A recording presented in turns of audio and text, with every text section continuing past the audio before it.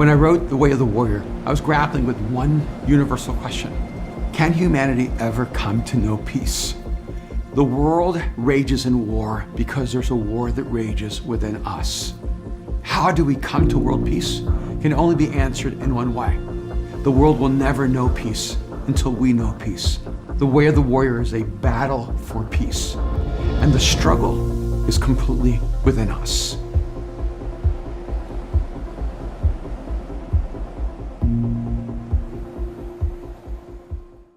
Hey guys, so this message, week 7 of Where the Warrior, is the message of Erwin McManus from Mosaic, LA.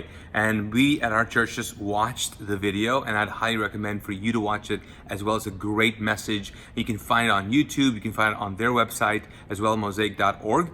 But the podcast, the audio podcast, is actually a message that I gave at one of our other campuses, Metro Campus. And so if you'd like to listen to it, we don't have the video of it, but we do have the audio. I'd highly recommend you to watch it. I think listen to it. You can't watch it, but it'll be a blessing to you. I really believe that. And so it was an important conversation for us to have, and I really want to make sure that you got an opportunity to listen to it. So enjoy. All right. So okay, nice. How was those donuts? You guys have some fun? We should just stop and just have donuts, more donuts, and just call it a Sunday, right? I'm telling you, church should be like this every Sunday. Can we make that happen? Kristen, can we do that, please? Let's start doing that. So much fun. It's so great to just be able to do that. So I'm so glad that you're here. If you're not part of a church community and this is your first time, I'd love for you to be a part of us, because this is a great movement here. We're pioneering. We're actually at a different campus. We started in the north of Charlotte, and we pioneered this community about a year ago. And so it's just great to see the fact that there's so much life here. So I'm so thankful. Can we just do this? I mean, there are people who are serving your kids right now. They're in that, like some people call it the dungeon, which is not a dungeon, of course, because it's really actually nicer than any space here in Plaza Midwood, our kids' space. There are people serving there, and then there are people like just came here, set up. You've got bands. I mean, there's so many people volunteering. So can we just give it up for them? Can we do that? Can you honor them and say thank you so much? Go crazy. Get some more. Go some more. Yeah, yes. And you guys are obviously all going to sign up to volunteer. I think that was just the volunteers. I think it was like, there's hope. No, it is great.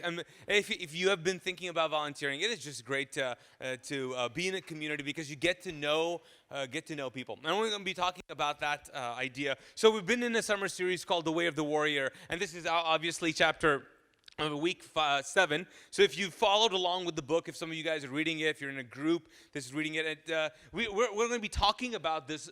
We've been talking about this book, but this morning we're going to talk about, in particular, what he talks about, the idea of that the warrior is one with all things. So now, if you don't know anything about Erwin McManus, he's just a great speaker, leader, and author. He's written several books, and he does an amazing job with all of these sermons. In fact, chapter 7, this one right here, this week, it impacted me so much. I felt like, oh man, Mosaic as a church, we just need to hear this. And so, then I thought, okay, well, how can we make this happen? So at North this morning, they're actually watching Erwin McManus's talk on this week's.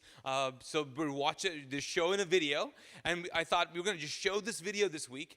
And then we thought, oh well, we won't show this video, and there was a lot of conversations. And I thought, you know what? I got a chance to come here, so let's just do this. I'll speak here live, and North Campus will get Erwin on video. So I'm sorry you get me live, because you got Erwin on video, and he's better any day. But what I want to do though is what I've done, is that I want to take the topic, what he introduces, the idea, and then just kind of bring my ideas to it. So this morning, what I want to talk about is this idea of being known, and what does it even look like, and what does it mean? How many of you would say, okay, how many of you have seen people this past week do this whole face app thing, where they put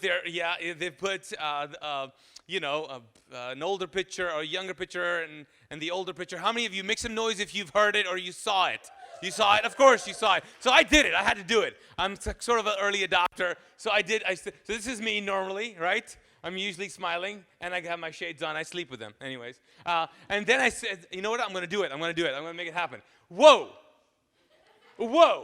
Okay, and then I had a moment. I was like, why did I need to know this? Like, I know this is inevitable. You guys know this, right? Everyone is going to get older. Okay? Write it down. Take notes. Tweet it. Everybody's going to get older. But sometimes you just don't want to know what you want to look like. And I was, honestly, I didn't want to get into the idea of, doing it until pastor friends of mine started sending me pictures of me being older. And I was like, what? But they're younger, and I'm just older.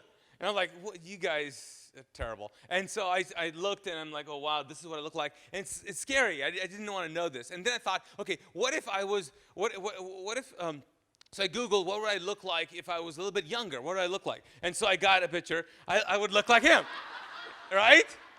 Totally. I mean, you were supposed to edit that. It was supposed to be named Fazal. But that's what the app did. I don't know. But can we all agree that there are things you just don't want to know? I know you can get rid of the picture. Some of you ladies are like, oh my goodness. No, stop. Okay, so we all know there are certain things in life that you just don't want to know, even though you know you need to know. And it's so important for us to actually dive into that and really sit in that idea of like, do people really know you? And do you really know people? And why is that even important? As I was thinking about Erwin's book, he's written several books. I remember when I wrote my book, and if you don't know, I did write a book called Ex-Muslim and the Way of the Muslim. I should have written that one, but I did not. That would have been a cooler title. Anyways, and so I wrote Ex-Muslim, but it was quite the journey for me because I've only written one book, and that also I got all the help I could get to write it. But the journey was interesting because I was trying to figure out if I should self-publish. Should I get beg someone to publish me? What should I do? How do I do this? And then some people threw out this idea of an agent. And anyways, I found myself at a party once, and this guy was like, "You got to meet this guy. He's like this. He's an awesome agent. He's been in the business. You got to meet him. You got to meet him." And I was like, "Okay, finally." So in the party, I went up to him and I was like, "Hey, people told me that I should meet you." And he said, "Oh, people told me that I should meet you too." So we just sat down, we started talking, and he said, "So tell me about this book and tell me why you want to write this book." So I had to tell him the idea, but then he wanted to know a lot more about me, and it was so much more. I mean, the book is about like my story, but my sibling stories, how we went through the Gulf War and then came to faith in Jesus, and it's supernatural. But it was just a lot of information. And then he was like, "Why would you want to write this?" Like he was asking me questions, like I'm like, "Dude, this is first date. Like, what are we talking about? Like, what are we doing here? Okay, this is not like you're asking me a lot of questions here." And then I said, finally, so here's the thing. Here's what I need to know. What do I need to do? Do I just need to go ahead, self-publish? I'm the first-time author. People have said, you should get an agent. You're an agent. And he was like, "Yes, I'm an agent." And I was like, "Well, so." And then, I actually found a publisher who was going to publish me, but I just really felt so weird about it. I just felt so strange about it. I had already said I verbally said I would sign with them, but I was like, I don't know about this. And so I talked to him about it, and he said, "You know what? In light of what you've told me and what I know about you right now, I would not sign with them. I would get an agent." And I was like, "Okay, get an agent." And he was like, I said, "So," and then I had to ask the question. It was, I don't know if you guys like doing this, but I had to ask, "Will you be my agent? Like, will you be my friend?" It's this point. Have you had conversations where you're like, "I'm going to ask, and whatever they say, it might be super rejection, and then I'm going to have therapy after that." You know what I'm saying? So I'm like, "Would you be my agent?" And he was like, "Well," and when you start with "well," that's always a bad sign. And then he said, "Well," he said, here's the deal. Before I met you, I did not know you." And I was like, "Well,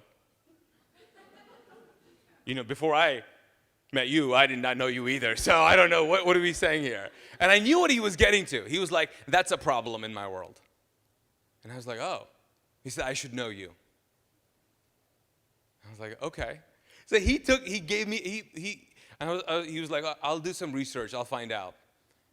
I'll find out about who you are, and then we'll see. And then he finally did assign me and all that good stuff.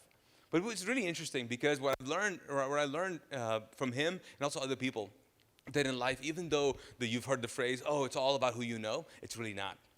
It's really about who knows you. And in a very business, corporate world, it's really about who knows you. It's not about you knowing everybody else. It's who knows you. But when it comes to relationally, and when it comes to even emotionally and psychologically and spiritually in the context of community, it's really not about who you know or sort of know. It's about who really, truly knows you. So the big question is, do people really know you? I know you come to Metro, maybe you come somewhere else, maybe you're in small group, maybe you're in a relationship, maybe you're married, but really, do people really know you? Do you know who you are? Are you asking the right questions about who you are? Do you even know the kind of person you are and the kind of person you're becoming? Do you know who you're meant to be? You see, the idea about this book and the chapter is all about being one with everything, and you can't become one with everything if you're not even one with who you are. It's the idea of like really understanding that you're connected to everybody else, but also that you have to know people. It's this idea where the God created creation in which it would know each other in a unique way, which I call communion. It's a very different concept than what we understand. And I think sometimes in Christian world too, it's like that. It's like we get to come to church, we do certain things, but we just don't get to a point of actually really getting to know each other. And I think that's why spirituality just seems a little dull at times. Church work and church life seems dull. You come, maybe you volunteer, maybe you don't. But because people don't really know you, you just feel like you're all alone. It's really connected to all of these things. And it's connected to the fact that most of us live our lives trying to get the right answer.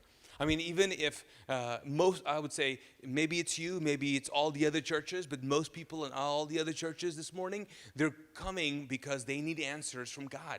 And they want God to answer their questions. But could it be possible that we're just asking the wrong questions?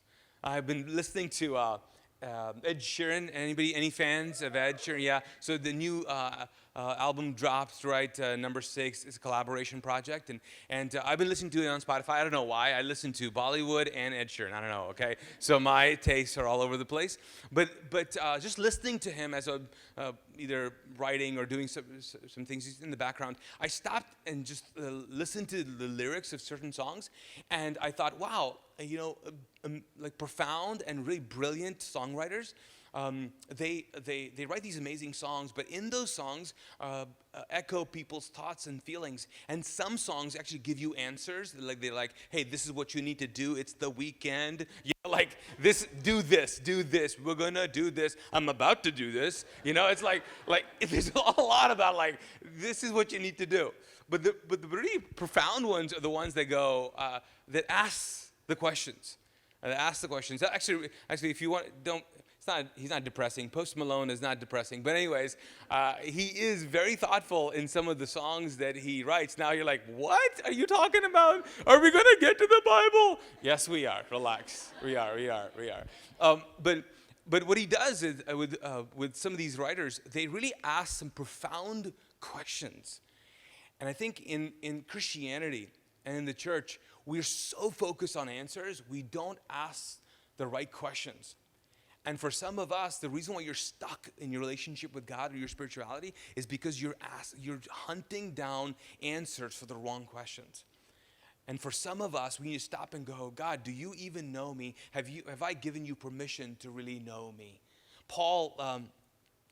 Jesus, while he's speaking and talking, he would do this. He would communicate in such a way that it would provoke people to start thinking a different way.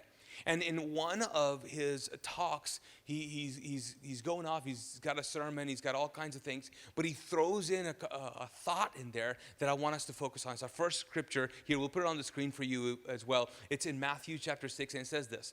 He's talking about the light being kind of an open door to your soul. He's talking about health. He's talking about, again, deeper things. It's about like, hey, do you even know who you are? I know on the surface, but do you know who you are? It's not about who you know, but who knows you, and do you know you, right? And so he says this. He says, if then the light within you is darkness, help me out. What does it say? How what? How great is that darkness? Now, let's just stop right there. It's a question of like, hey, let me just ask you something. So, I know you think there's light in you. I know there's something about you that you love and like and admire. There's things about you that you fills you with life. But let me just ask you something. Could it be possible that the life within you is really darkness? The light in you is really darkness. And if it's really darkness, if there's something not good, unhealthy, unwholesome, bad, destructive, how deep is that? And so for so many of us, what we do is we live spirituality in a way of like, I just want to connect with God and I just want to communicate with God and that's it. And that's what my life's going to be. And then spiritual life looks like that as well. Like I just want to connect with people and I just want to communicate with people and that's it. But see, the teachings of Jesus are very different because he moves us from communication and connection to actually communion. And the idea of communion is very different. See, a communion is this idea that you and I become one. We're not distinct, we are actually in unison, and there's a level of trust, there's a level of I know you and you know me. See, communication is like I want to tell you what I know. Communion is I want you to know me. That is a very different idea, isn't it? And that's why when we commune together, it's not like, hey, we have donuts, which are amazing, okay? They help the communion process for sure. We should just put communion donuts instead of bread. I don't know, that might make it tastier. But the idea of even communion is what? It's this idea of like you going to God and saying, I'm giving you permission to know me as I want to know you. You see, when you go to communion, it's not the act of just remembering what he did. It's not about like, I know what I'm doing. Because sometimes you go, oh, well, I know what communion is supposed to be. No. But does communion know you? Like, does God really know you? For so many of us, I think the question is, hey, have you given permission to God to know you? Because if the warrior, if this person who fights this inner battle, who's going to be victorious, because that's the heart of this book, if you're going to win the inner battle, you and I have to ask the hard questions. Do people know me? Have I given people permission to know me? Or am I just kind of keeping it surface level? It is a game changer for so many of us. If we were to go, you know what? I need to know and be known. No. It's a difference than I want to be known and I want to know. You see, we live our lives like that. I mean, our culture, even our economy is set up like that, right? I want to be known. Your brand, product, service, who you are needs to be known, and then you want to know. And this is what I know. So it's about information, and it's about being an individual. It's about admiration or adoration. But when you turn it around, it's not about communication, this idea of like, I want people to know me. It's about communion. People get to actually really know me. It changes it, because that's about intimacy, and it's about vulnerability, and it's about satisfaction. It's a deeper conversation. But are we willing to do that? Paul, one of the writers of the New Testament, and just a guy who really asked the right questions, I believe, says this in the book of Acts. Let me read this to you. He says, "For in him we live and move and exist. As some of your own poets have said, we are his" what? Offsprings. You see, he's pointing towards this relationship that gives you life.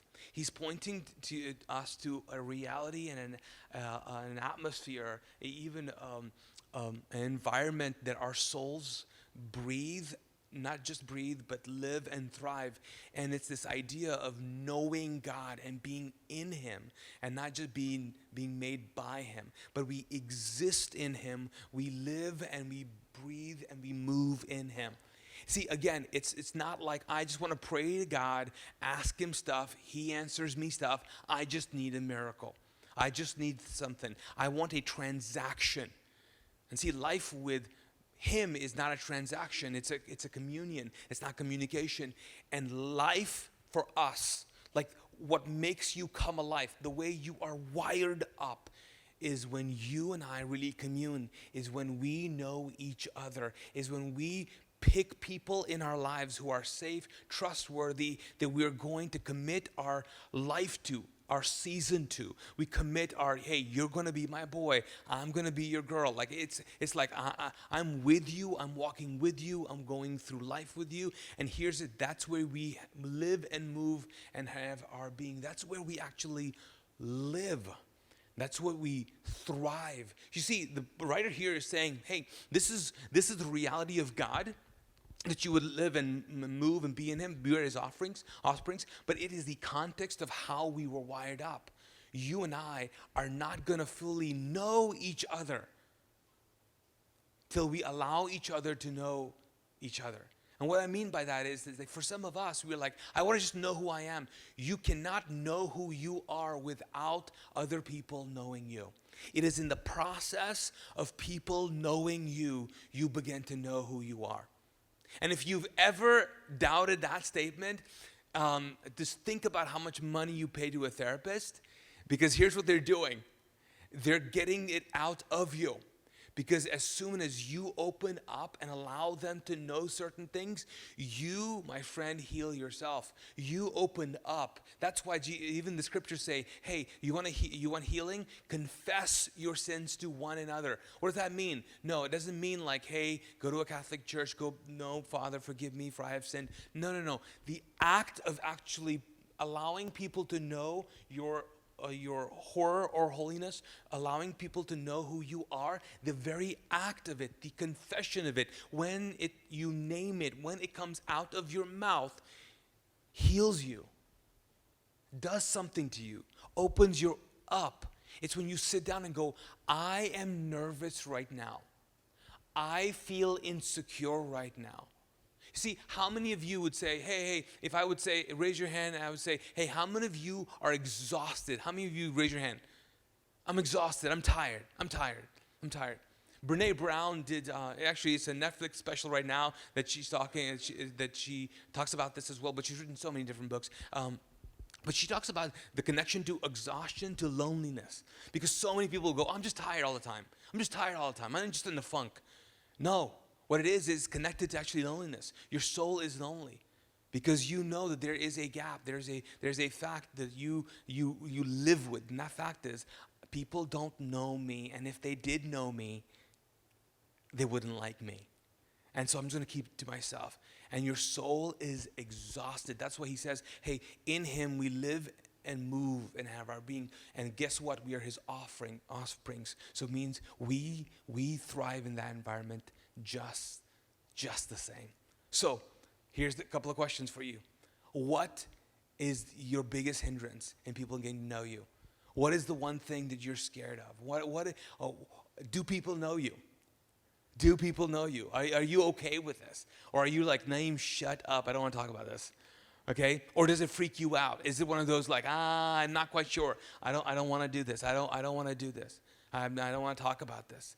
I was talking to a friend of mine, she's a single girl, and she's actually Indian, and I was spending some time with her, and my sister was there as well, and we got on this dating app. How many of you just love dating apps? Woohoo! Make some noise. Okay, yeah, right. There you say. So there's how many of you have heard this? I really would love to know this though. How many of you have heard of this Indian dating app called Dil Mil? Anybody? You have? Shay, really? Seriously? Okay. Oh yeah, that's true. I know where you guys met. Hello. Okay, so Dil Mil translates to Dil is actually heart, and Mil is meat, heart meat. That's awesome. So we're sitting there, and she goes through she's lamenting about the dating scene and all that, and I'm like, okay. So she's like, let me just show you some pictures. Let me just show you. And so the whole context is that you see a picture, and Dil Mil, it's like you swipe, I guess, left or whatever, and then Yeah, left. If you something, you get 10 swipes. I don't know how this works. Okay, in that app, and you get to put some information on there, right? So she sent me some pictures. She's like, let me tell you what I'm looking at right now. Okay, here's my life. Okay, so she showed me some pictures, and if you're Indian and you're on Dil Mil, I'm sorry. Okay. Number one, what is going on here? What is going on? And so she showed me. I was like, what? Okay, I mean, I get it, but it's a little too much, right? It's overdone. I'm not talking about his eyebrows. I mean, I'm talking about everything. Okay, it's just a little overdone. Okay, how about the next one? Okay, this guy. Okay, everything is cool till this shows up. Hey, what are you doing, bro? Neil, what are you doing? He's a finance professional. What's going on? What is going on? And why would you say, I'm going to put this on my profile pic on the dating app? And I'm not going to shave my armpits either. I'm not going to do that too. There's a lot of, whew. Okay, this one was the best. Okay, let's see if we can see this one. What is going on? Deepak, what are you doing, Deepak? Deepak is in a gingerbread house. This is his profile pic. Like, this is the only picture of him. What does he do? Other professional. Not professions, other professional. Is it creepy or is it just me? How many? Right. I'm like, really? What are you doing? Okay, let's just get rid of this. He's freaking me out. And you know what's sad about this, though, is that you've seen people do some really dumb things. You've seen people do some things. You're like, what were you thinking? I mean, you've done this, too. You've done some things and you thought, what am I doing? Why did I do this, right? Why? The question is, why didn't someone tell you, right? Why didn't someone go, Deepak, let's not put that one up, dude. What are you, like you're into kids, you're into ginger, what are you doing? Right? What are you doing? Neil, let's remove that tattoo. Or hide it till you're married. I mean, I'm like, till you seal the deal. Why is it that we don't, we see people do things and we do things and no one told us? Well, it's because we have never given people permission to correct us because it's connected to who we are, right? I mean, I'll tell you this. I mean, I'm just being really honest here. Like, there are people in my life that I love, but because they haven't given me permission to tell them some things, I don't know if I can. But I would love to. I would love to tell some of the ladies that I know, and saying, I just want to tell them, stop. Just stop. Just stop. Stop being so desperate. And stop pretending or acting like every guy is your dad. Stop being defensive. Stop acting like you need validation from a male. Stop it. Like, I want to tell them, but I can't. I want to tell some of the guys out there, hey, all the women in your life, they're not your mom. You have a mom. Your wife, not your mom. Okay, so stop. Stop wanting to be like cuddled and whatever, and I don't even know what. Okay, what are you doing? What are you doing? Why do you need her to tell you you're amazing? If you don't know that, that's a problem. Like that, it's not. Stop doing this. I would tell ladies, hey, stop being so prideful. Stop being so negative all the time. I've hung out with people, and I'll tell you, in 5 minutes, I know everything about what they hate about themselves. You know why? Because they say it. Oh, I have a fat nose. I'm too hairy. I'm too short. I'm too fat. I'm too square. I have a dad body. I'm like, why do I not? Stop! Don't tell me all this. And worse is, don't tell your soul this. Like, I just want to stop. With one person I wanted to go, dude, how much do you hate yourself? And you know what I know? This person would go, what are you talking about? I don't hate myself. And I go, let's just rewind what you just said in the last 30 minutes. You hate yourself. Friends, I mean, it's easy to point, I get it, and go, but it's tough to actually do, right? It's tough to be vulnerable.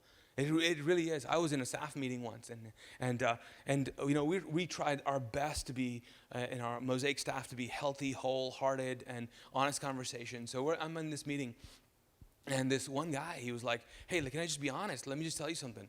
And I go, "Sure." And I'm in charge of this meeting, and he goes, "Can I just tell you, when you say this phrase, you make us feel like idiots." And I go, "What's the phrase?" And the phrase is, I start with that, whatever. You're not, you're not, you do, you should, you. And when he began talking about it, he said, every time you say that, it makes us feel like idiots. Like we should know this, but you're the only person who knows this. And I gotta be honest with you. Like, it's nice to just say, oh, people know me, and be honest. But when you're in a meeting, and when someone says, hey, you make us feel like crap, you know what I wanted to say? Well, I don't mean that. That's what I wanted to say. I was so close to saying that too. I was like, yeah. And I went, all right. And I gotta be honest. I didn't oh, you're so right, I'll never do it again. It took me a week to kind of go, all right. And I will tell you, it took a while for me to stop, but I stopped. I don't say that phrase anymore because I don't know what that means. I don't know how that interprets to other people, but I know it's destructive. It's not good. I'm so glad that he was able to correct me. Do you have people in your life that can correct you? Patrick Lencioni, he's a business guy. Wrote a lot of books, bestseller, all kinds of good stuff. But his niche is that he really believes that the competitive edge for businesses is to be healthy organizations. Okay, so he wrote a lot of books, and most of them I have read. One of the books I've read was the title was called "Getting Naked." Right. Yes. Okay, and the idea was about a client and relationship businesses have, and he talked about the fear that businesses have about, he calls it being vulnerable, getting naked. He lists 3 things where I think those are the 3 things that ail us as well. Not just businesses, because businesses are made out of what? Of who? Do you know? Anybody know?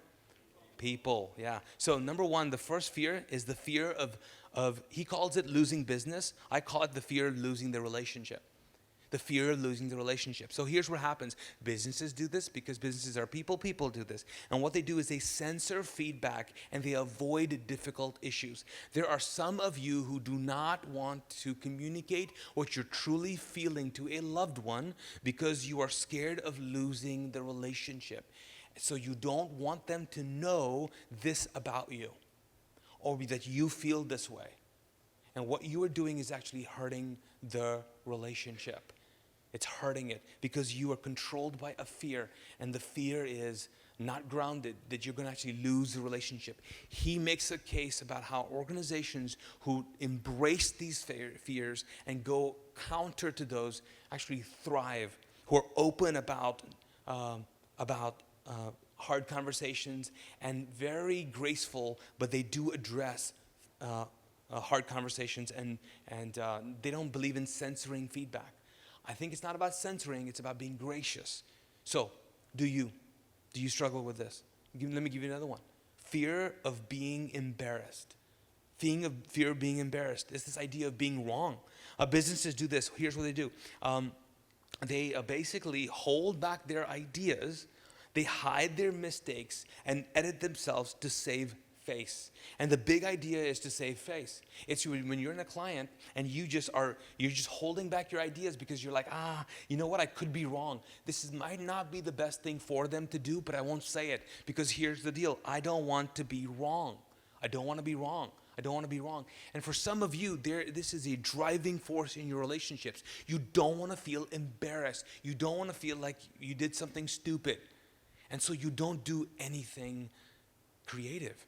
You don't try risks. You don't even try to do something. You don't get up and go, you know what, I'm gonna act a little silly. Why? Because you're like, I don't want to be embarrassed. I'm not that guy. Why? Because you're protecting yourself. And here's what you're doing. You're going, I don't want people to really know. And when you don't let people know you, you don't know yourself. Number 3, the fear of feeling inferior. That's a huge one. That's a huge one. It's this, I must preserve my social standing at all costs. I must come across like I got it going on. I got to come across as the smartest person in the room, the best person in the room, the most successful person in the room. I just got to be different. I got to stand out. I got to do this. And whatever opportunity, whatever idea, whatever conversation might not get me there, I avoid like the plague. I don't do it. And people do this in relationships all day long. They don't want to feel inferior. So they bully the relationship. They're in total control of the relationship. If you meet someone and you know one person is in charge, the other person is just along for the ride, for number one, you don't want to be in that relationship, right? And then you go, what's going on here? It's because the one person doesn't really want them to know, and the other person doesn't even have an opportunity to say anything about who they are. So here's the question, right? What does it look like for you? What does it mean for you? Have you given people permission to really know you? What is the one thing that God could be saying to you this morning about really, truly allowing people to know you? Because when we know each other, when we become one, we are one in a sense in all creation. Because why? In Him we live and breathe and have our being. But it's got to be real. It's got to be authentic, and it takes time. So if you're going, I don't know anybody like this, it takes time. You just got to be committed to knowing people. In this environment, church environment, being in small groups that we have here, and being in ministries and being in volunteer staff, just showing up a little early or staying a little bit later than the service, it all fosters relationships. I mean, I've visited a couple of small groups from Metro, and man, there's some really amazing things happening. I mean, I got people so excited. I mean, I'll just brag on Peter Young. He leads one of our small groups here, and yeah, let's make some noise for Peter. Man, every time I talk to him and I bring up his group, he gets this smile. He's like, oh my gosh, I love this. And I mean, he doesn't act like that. He's pretty chill. But he's, I do this, you know, like he doesn't do Bollywood. Anyways, so, but he's so excited. He's so excited about the fact. And the biggest thing is because he feels like, he's told me this, and is that they're having real conversations. And I know what he means by that. And it takes time to do that. I'll leave you this. I was recently speaking at a church, and in the summers I go and speak a lot, I guess, or whatever. But anyways, I've been in different environments, and it's always fun. That's the point, right? And so this one guy, he was pretty excited. He's pretty pumped, amped pastor. You know, he was like really great. Yeah, he was the first guy that I mean, I couldn't even get in his truck. He had so big, the tires were so big. And I was like, what's going on? When he pulled up to pick me up from the airport, I was like, what is going on here? And he was like, okay, buddy, let's come up here. And I'm expecting him to be shorter, you know, because guys do that sometimes. But anyways, okay. But he's actually taller than me. I'm like, okay, what's going on? Anyways, so, but it was great. But so he took me to dinner, and we hung out. It was great. And then we dropped me off in the hotel. He's like, all right, man, see you. I'll pick you up in the morning. All right, bro. He's like, dude, I love you, man. And I was like, okay. I mean, it was the first date. I can't say I love you on the first date. How many? Can I get an amen? I don't care who you are. Okay, boy, girl, whatever, dog. I don't even care. Like, you just don't. I can't say I love you, okay? So he was like, I love you. And I was like, I didn't know what to say. I was like, yeah. And I just shut the door. I didn't know. I didn't know what to do. I was like, okay, forget it, whatever. Because I don't want to say it. I don't feel it. Okay? And so he picks me up. In the morning, takes me to Starbucks or something, or coffee, whatever. And then we have 2 services. I speak after one service, come back in between services. He's talking to me. He's like, dude, great job. Oh my gosh, da, da, da, people love you. Da, da, da, da. And then right before we start the next service, he goes, dude, man, I'll tell you what, man, I just love you. I was like, yeah, man, I'm loving it here too. Like, I don't know what, I can't do it. So then, it ends, and then the second service ends, and you know where it's going with this, right? So he takes me to the airport. All right, we're done. Okay, hey, man, see you. Thanks so much. You've been great. And he goes, dude, I love you, man. I was like, I love you too, bro. And I shut the door, and then he drove off, and I was like, you know what? No, I don't. I don't love you. I like you a lot, but I was like, don't drive it, come back. I didn't mean it. Because I don't know if you grew up in a church world, but the pastors, they throw that word around a lot. I love you, bro. Love. And I was like, no, I don't. I like you a lot. Okay? But if I know you enough, and if I say I love you, I really mean it in that moment. I really mean it. Okay? But I don't want to do that. And the reason I tell you this is because if you and I are going to commit to an authentic community, if we're going to be known and allow people to know us, then we don't need to fake spirituality, fake authenticity, fake emotions. We just need to walk along a path and take time and invest in relationships. Because I'll tell you what, it's in the process of allowing people to know you where everything changes. So let me pray for you. But here's the question, right? What could God be saying to you this morning about that? Let's pray together. Lord God, I thank you so much for who you are, and I pray, God, that you would give us wisdom. God, give us wisdom to do what we need to do.